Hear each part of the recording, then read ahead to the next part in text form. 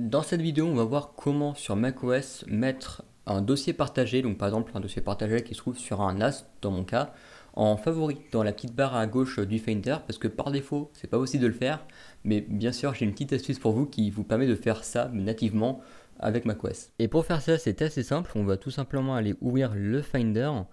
Et la première chose qu'on va faire, c'est d'aller dans les paramètres du Finder. Donc pour ça, je fais un commande virgule qui m'ouvre directement les paramètres. Dans la barre des tâches, on va activer MacBook Pro de Jérémy. Alors dans votre cas, ça peut être autre chose, ça peut être MacBook ou Mac. Ça dépend sur quel système vous utilisez.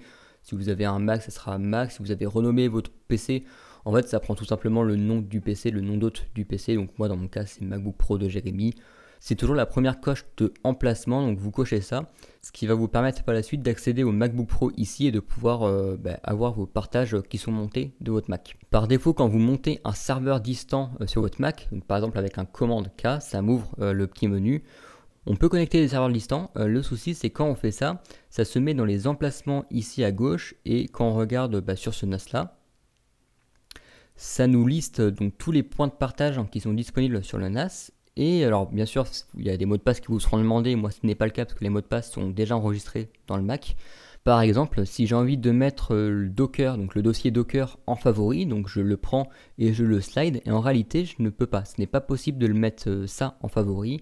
Donc moi dans mon cas, vous voyez, j'ai multimédia, YouTube en favori qui se retrouvent ici et ici. Et pour faire ça en réalité c'est plutôt simple, on va refaire un commande K. Vous allez vous connecter au partage que vous voulez, donc dans mon cas ça va être par exemple Docker. Donc ici Docker, alors pas besoin de faire le plus pour ajouter les serveurs en favori, il y a juste besoin de cliquer sur connexion. Donc là je me connecte à mon dossier distant. Ensuite je vais dans MacBook Pro de Jérémy et ici ça me liste tous les disques durs et dossiers distants qui sont montés sur le PC. Et bien sûr on retrouve mon disque dur local, mais on retrouve aussi les dossiers distants que je viens de monter. Donc là par exemple je viens de le faire à l'instant pour Docker. Et cette fois-ci on n'est pas sur un point de montage mais un volume distant. Et ce volume distant je peux aller le prendre et maintenant je peux l'intégrer dans ma barre de favoris. Donc partout où je veux, il n'y a pas de problème. Et ensuite pour accéder au volume distant, c'est super simple, j'ai juste à cliquer sur Docker et boum, ça me va dans mon dossier Docker. La petite subtilité à noter, c'est à chaque redémarrage du Mac, à chaque fois vos dossiers seront éjectés. Donc je peux le faire manuellement, je peux juste éjecter Docker.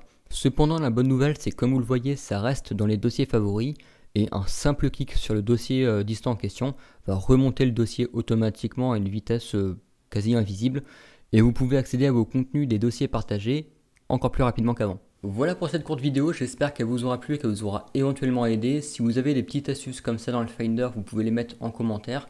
Et sur ce, on se retrouve pour une prochaine vidéo. Allez, ciao!